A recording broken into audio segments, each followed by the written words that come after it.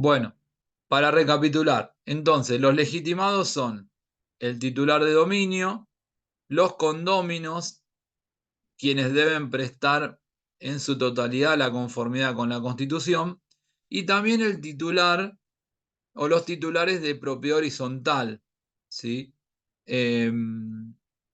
Ahora, hay que tener en cuenta que en el caso de la propiedad horizontal, como lo que se va a estar produciendo es la mutación temporaria del estatus jurídico, porque esa propiedad horizontal, ese edificio en realidad va a pasar a, por lo menos en lo que es el suelo y el espacio aéreo, a un superficiario, se debe resolver mediante una aprobación, ¿no? En asamblea.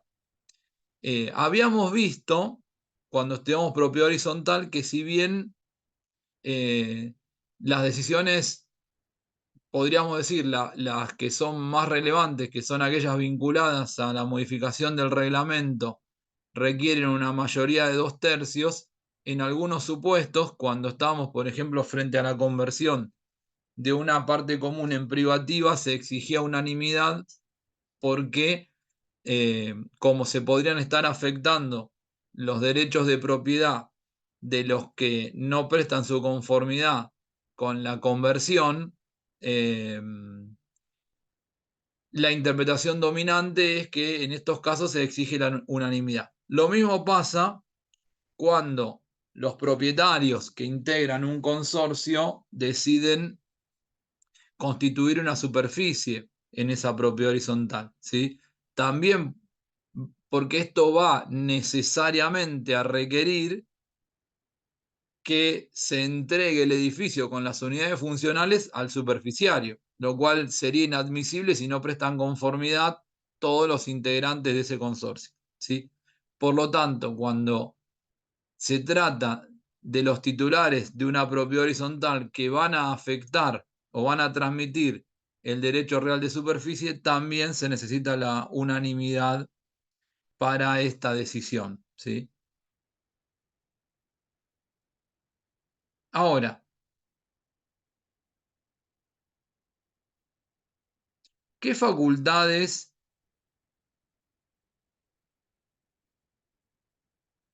Esperen que estoy bajando el PowerPoint.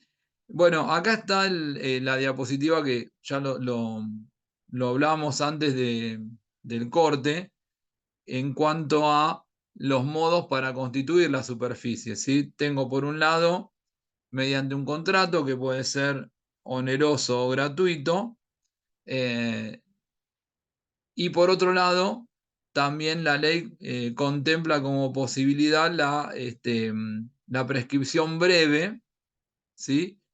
Pero no la prescripción larga, lo cual también es, como dijimos, es cuestionado porque en verdad no hay ningún obstáculo, digamos, en cuanto a fundamento válido que le impida a, al usucapiente acudir a una prescripción larga. Ahora, lo cierto es que está prohibido, ¿sí? O sea, nos guste o no, salvo que alguien objete la constitucionalidad de una norma de este estilo, cosa que dudo, no hay posibilidad de adquirir por prescripción larga el derecho real de superficie. Ahora, ¿cuáles son las facultades del superficiario? ¿Sí? Bueno, acá aparece una cuestión muy interesante porque dijimos que la superficie, si bien no está, no es un fin declamado en el 2114 cuando da el concepto de superficie, se interpreta que en general el derecho real de superficie es un derecho que se constituye con miras a un emprendimiento inmobiliario, ¿sí? Que puede ser un centro comercial,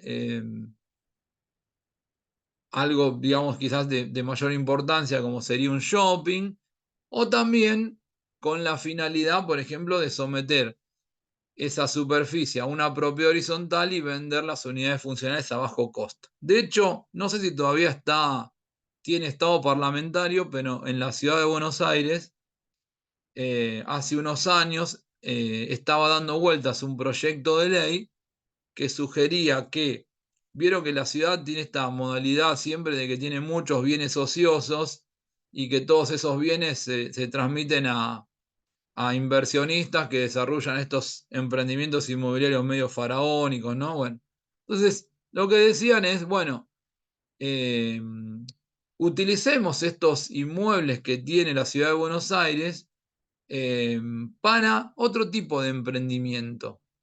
Fomentemos la construcción de edificios, ¿sí?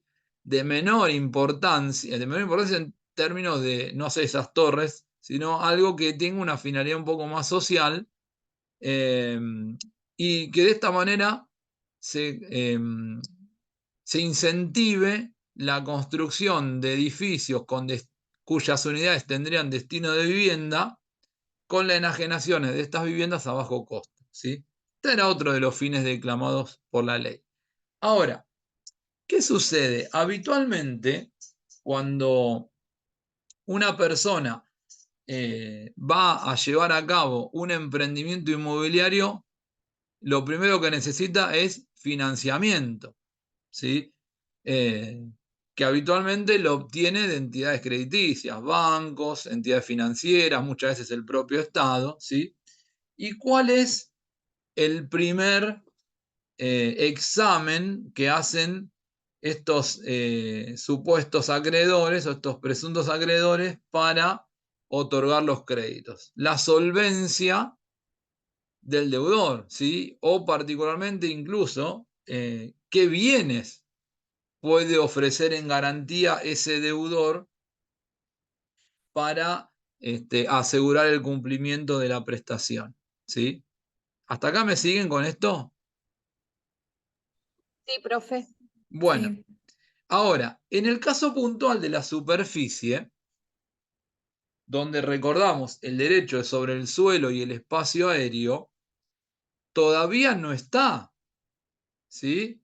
Esa construcción desarrollada o ese, esa forestación o esa plantación, ¿sí? Entonces, lo que tengo es el suelo y un derecho a construir sobre el suelo, ¿sí? ¿Qué significa esto? Que desde el punto de vista de, de las garantías inmobiliarias, en principio sería o no sería posible, mejor dicho, constituir una hipoteca, ¿sí? Porque, es decir, si yo voy al banco y le digo, mire, señor Scotiabank SA, necesito $1 millón porque acá voy a llevar a cabo un desarrollo inmobiliario que va a consistir en un centro comercial que va a tener, no sé, 100 locales, va a tener una cafetería, además. Y el banco me dice, bueno, a ver, yo te presto el dinero, pero vos, ¿con qué bien vos me podés asegurar que vas a cumplir con la restitución en los plazos que acordemos, ¿no? Y acá tengo, en principio, podríamos decir, tengo o tendría una limitación que provendría de que el inmueble todavía no está construido, ¿no? Porque la hipoteca como derecho real, en principio, y que recae sobre un inmueble, en principio necesita del objeto, y el objeto es este inmueble, y este inmueble todavía no está construido. Ahora bien, el artículo 2120 del código para...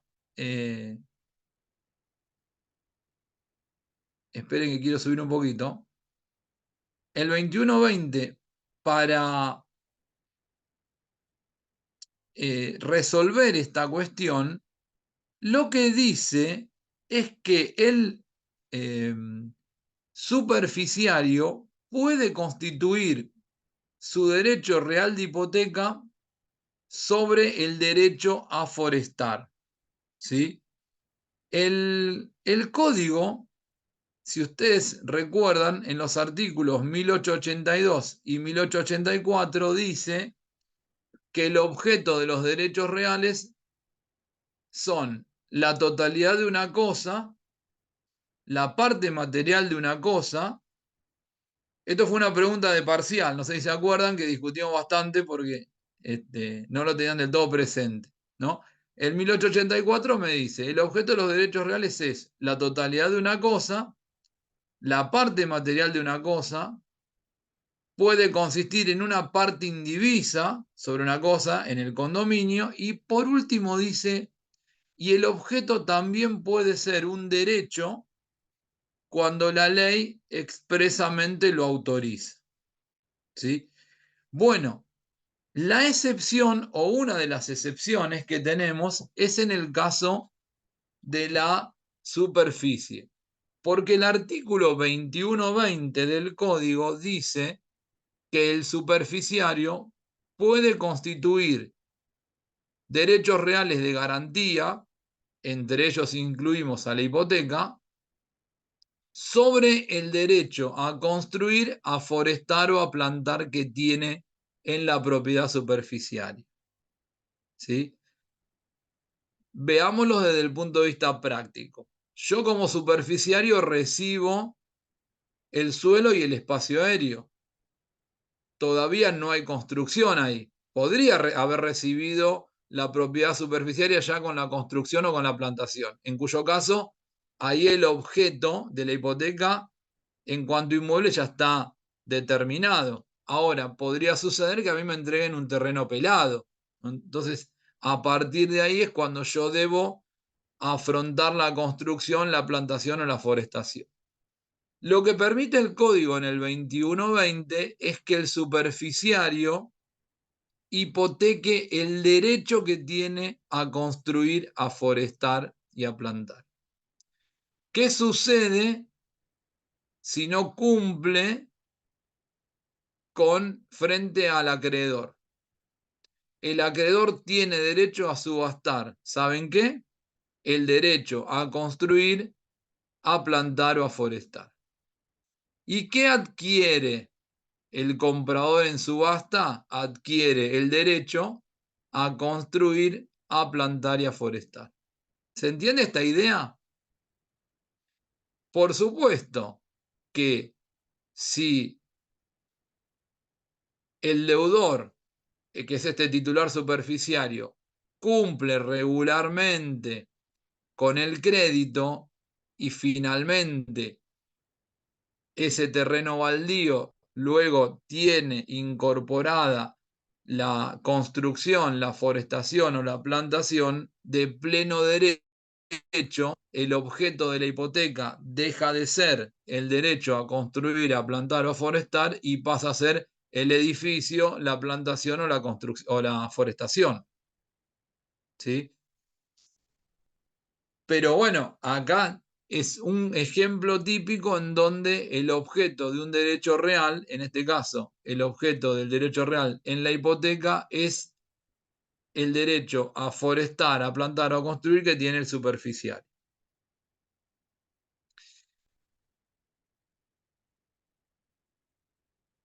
Habíamos dicho que el código establece que la superficie tiene un plazo de 70 años para las construcciones y de 50 años cuando es una superficie para forestar o para plantar. ¿Sí? Ahora bien, hay digamos, podríamos decir, situación innegable que tiene que ver con las mejoras introducidas al, al inmueble, ¿no? Porque imaginen ustedes, inicialmente el nudo propietario entrega un inmueble absolutamente eh, baldío y al finalizar la superficie va a recibir un inmueble con un aprovechamiento muchísimo mayor, ¿no? Que se traduce en una puesta en valor de ese inmueble. Esto significa que las partes van a tener que acordar el resarcimiento que le corresponde al superficiario al momento de la extinción de la servidumbre, perdón, de la superficie. ¿Sí? Ahora bien, antes de ver cómo se determina el resarcimiento, ¿cuáles serían los supuestos por los cuales esa servidumbre, esa superficie podría extinguirse?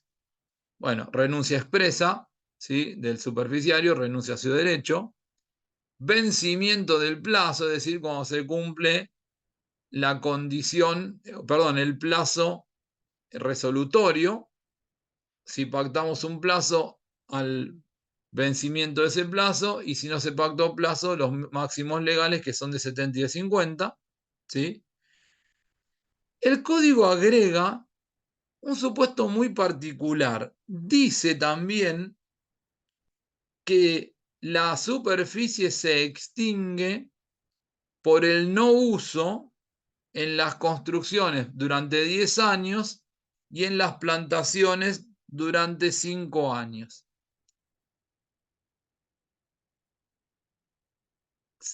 ¿Qué es o qué entienden ustedes o a qué se asimila el no uso? Desde su examen jurídico, ¿qué significa que si el superficiario no usa de la superficie por 10 años, el propietario puede reclamar la extinción de la superficie? ¿Se refiere al abandono, profe? Podría, pero el abandono es un acto jurídico que implica la voluntad del sujeto de abandonar su derecho, ¿no? Que en el caso de la superficie diríamos que es como una renuncia. Ahora, pensémoslo desde otros ámbitos del derecho. ¿Cuáles son los modos de constitución de los derechos reales? De los que hemos visto. ¿Cuáles pueden ser fuente de los derechos reales? Hemos visto. Profe, el no Sí. sería como no tener la posesión. No, tengo la posesión, pero no utilizo el inmueble. Porque recuerden que una vez que yo adquirí la posesión, se conserva a solo ánimo. No necesito estar en contacto permanente con la cosa. Pero el código me dice acá, el no uso da derecho al propietario a reclamar la extinción de la superficie. ¿Y a qué figura se asemeja el no uso? ¿A qué figura jurídica? Al usucapión. A la inversa, diría yo. Porque el usucapión supone La prescripción, ¿no? una prescripción Eso, adquisitiva. Y acá claro, lo que se está produciendo es una prescripción al revés. liberatoria. ¿Se entiende? Exactamente, sí. Sí, ¿Por sí, sí. qué? Porque el titular del inmueble se está liberando de la carga de la superficie. ¿Sí? Es decir, que lo que puede invocar acá el propietario es una extinción por prescripción liberatoria. Ante el no uso del derecho del superficiario, si fuese para construir durante 10 años y si fuese para plantar durante 5. ¿Sí?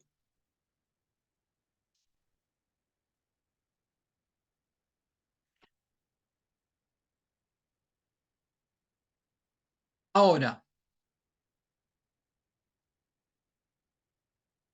el código dice que el superficiario, artículo 21-25, si mal no recuerdo. Profe, Sí. perdón, una consulta. ¿Y el superficiario, qué obtiene con la prescripción liberatoria? ¿El pago de tributos? Nada. El O superficiario sea, deja de, pierde su derecho de superficie.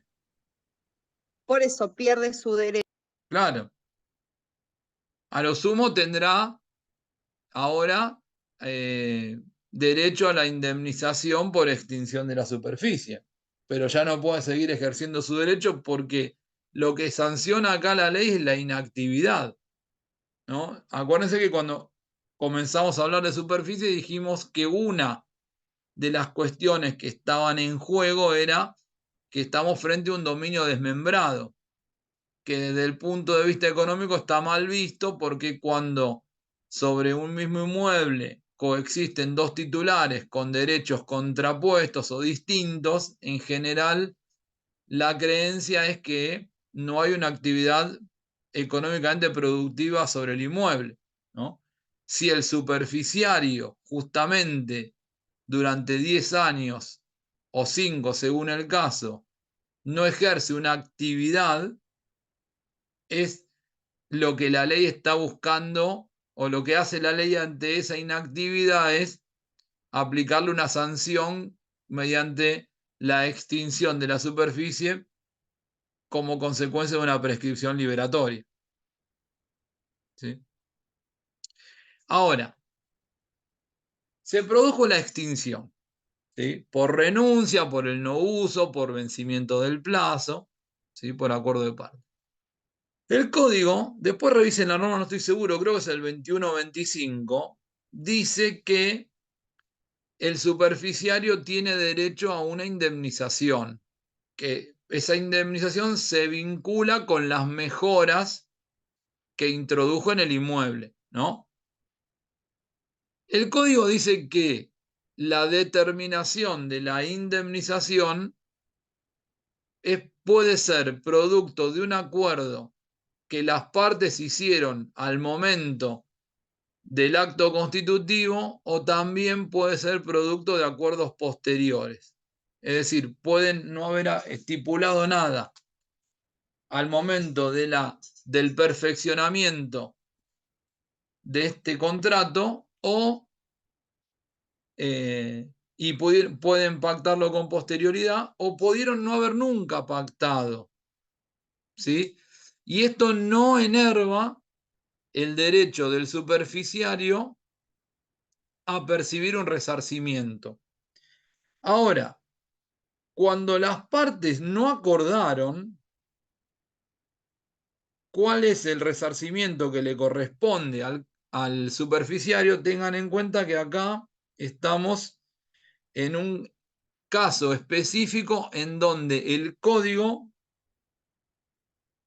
delega en las partes la facultad para resolver la cuestión.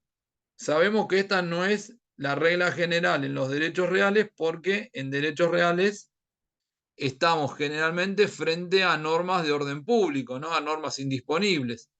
Es decir, que solo cuando la ley expresamente habilita la posibilidad de apartarse a las partes, esto es posible, ¿no? Es lo que denominamos normas reglamentarias. Y el 2126 del Código dice: producida la extinción del derecho de superficie, el titular del derecho real sobre el suelo debe indemnizar al superficiario, excepto pacto en contrario. ¿Sí? Es decir, las partes podrían acordar que el superficiario no tiene derecho a un resarcimiento y que las mejoras introducidas a la cosa benefician al propietario. Dudoso, pero podría pasar. El monto de la indemnización es fijado por las partes en el acto constitutivo o en acuerdos posteriores. Esta es la regla. El código le dice a las partes: ustedes determinan la medida del resarcimiento. Ahora, ¿qué pasa si no acordaron nada? El último párrafo dice: en subsidio a los efectos de establecer el monto de la indemnización, se toman en cuenta los valores subsistentes incorporados por el superficiario durante los 2 últimos años, descontada, la amortización. Es decir, que si las partes no acordaron nada, el código dice que se va a tener en cuenta las mejoras introducidas por el superficiario según el valor de los últimos 2 años. ¿Sí? Y ojo con esto, porque el código le está asignando a las mejoras a las que tiene derecho o sobre las que tiene derecho a un resarcimiento superficiario el carácter de obligación de valor. ¿Sí? ¿Han visto la distinción entre obligaciones de dinero y obligación de valor y obligaciones de valor? Entiendo, profe, no sé, capaz que estoy Sí. equivocada, es lo que se me ocurre, que de valor es cuando no hay un monto fijado, sino que se refiere a esto de, bueno, los últimos 2 años, o sea, esos valores, en vez de decir tanta plata. Algo así, algo bastante parecido a eso. Las obligaciones de dinero son aquellas en las que yo cuantifico en una suma de dinero un crédito. ¿Sí? Por ejemplo, Victoria me debe 100.000 pesos. Esto es una obligación de dinero. Las obligaciones de valor es cuando yo cuantifico la deuda en función del valor de un bien. Yo no digo Victoria me debe 100.000 pesos, digo Victoria me debe el equivalente a 10 bolsas de cemento. Entonces, cuantifico el valor de la deuda en función de lo que cuesta la bolsa de cemento. ¿Cuánto cuesta la bolsa de cemento? No tengo idea. ¿Una bolsa de cemento cuesta 5.000 pesos? Bueno, 5 por 10, Victoria me debe 50.000 pesos. Porque una vez cuantificada la deuda, se traduce en una obligación dineraria. ¿Sí? Lo que está diciendo el código en materia de resarcimiento del superficiario es, se cuantifica en función del valor de las mejoras, teniendo en cuenta que los últimos 2 años.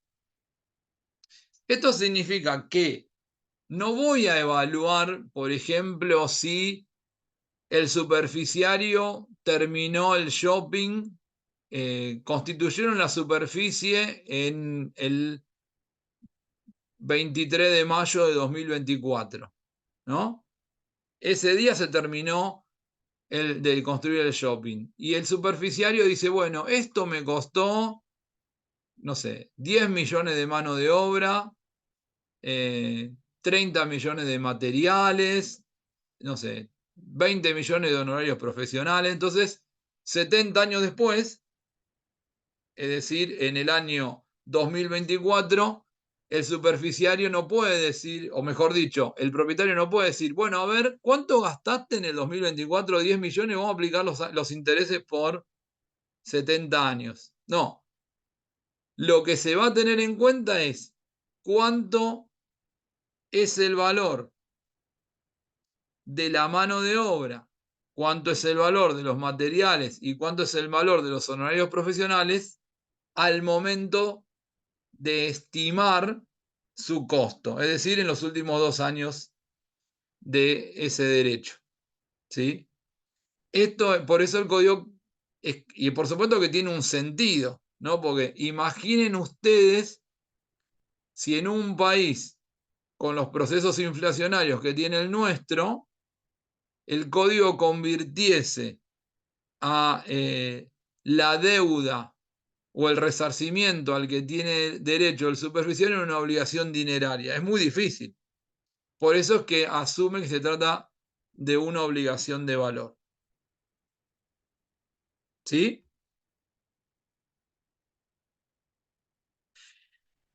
Sí, profe. Hay un punto aquí muy interesante que está vinculado a qué sucede con los derechos reales o personales que constituyó el superficiario con terceros. ¿Sí?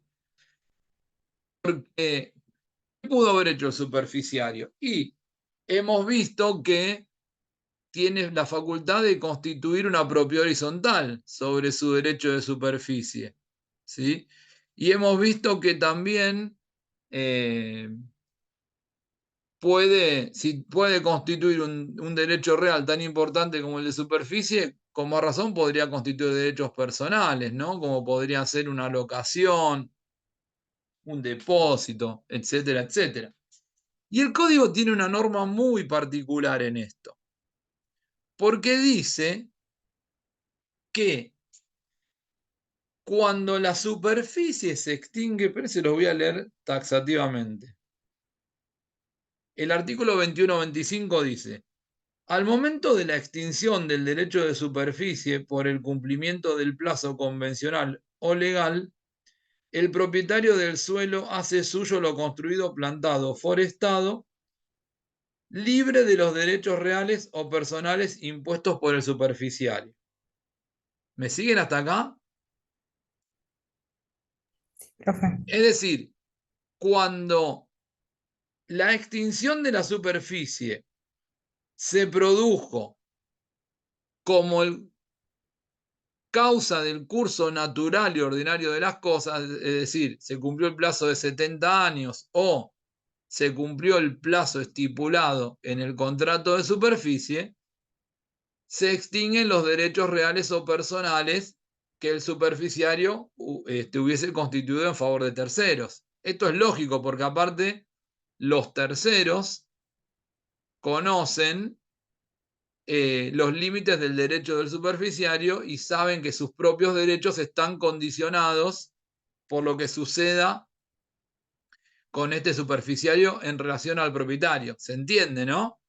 Si la superficie es de 70 años y supongamos que habiendo transcurrido 60 años de esa superficie, el superficiario celebra un contrato de locación por 20 años, el locatario no puede pretender la subsistencia de la locación luego de cumplirse el año número 70 de vigencia de la superficie, porque al cumplirse el plazo máximo se extingue y por vía de consecuencia se va a extinguir ese contrato de locación. ¿Hasta acá estamos con esto? Sí, sí. Ahora, miren lo que dice la segunda parte y qué interesante esto. El mismo 21-25 dice: si el derecho de superficie se extingue antes del cumplimiento del plazo legal o convencional, ¿cuáles podrían ser las causales de cumplimiento anticipado? Renuncia, no uso, por 10 o por 5 según sea de construcción o de plantación, por revocación, porque también el propietario pudo haber demandado la revocación por incumplimiento del superficiario. Todas estas hipótesis podrían llevar a la extinción anticipada de la superficie. Los derechos reales constituidos sobre la superficie o sobre el suelo continúan grabando separadamente las dos parcelas como si no hubiese habido extinción, hasta el transcurso del plazo del derecho de superficie. Subsisten también los derechos personales durante el tiempo establecido. Es decir, que cuando la superficie se extingue anticipadamente, no se extinguen, sin embargo, los derechos reales o personales que constituyó el superficiario en favor de terceros. ¿Qué significa, en otras palabras? Que el propietario debe tolerar la continuación de esos derechos reales o personales hasta el cumplimiento del plazo legal o convencional establecido por las partes.